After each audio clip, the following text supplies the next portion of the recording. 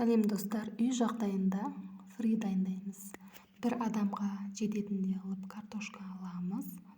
Бір тарелка жағдай. Осыны осылай ұзынша етіп тураймыз. Шамамен мынадай.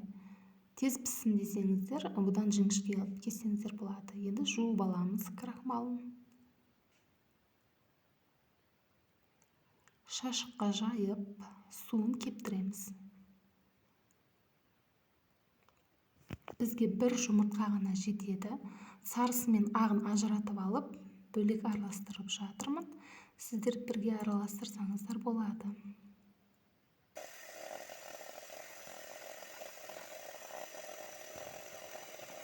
Осыны аппақ, қою крем болғанша араластырамыз.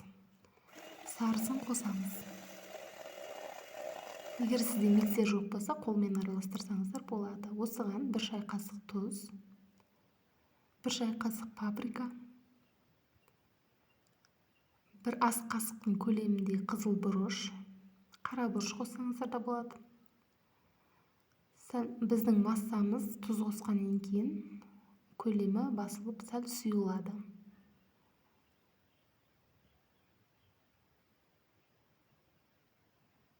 Енді осыған шай қасықпен толтырып 2 қасық ұн саламыз.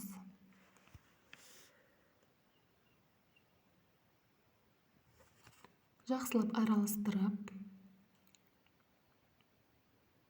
картоптарымызды салып, біркелкі араластырамыз.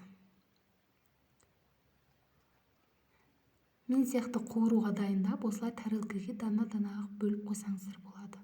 Енді газымызға майымызды құйып, майды орташа отта қыздырып қуырамыз.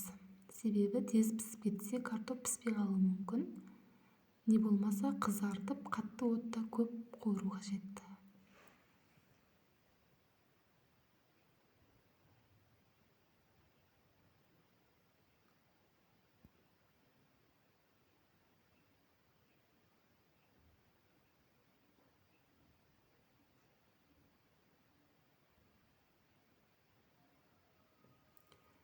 Пырыйымыз дайын.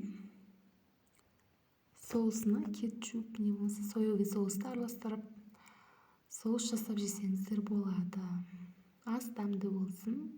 Мен өзім картопты ұнатамын. Ылғи осындай фри жасап арасында істеп тұрамын үйдегілерге де.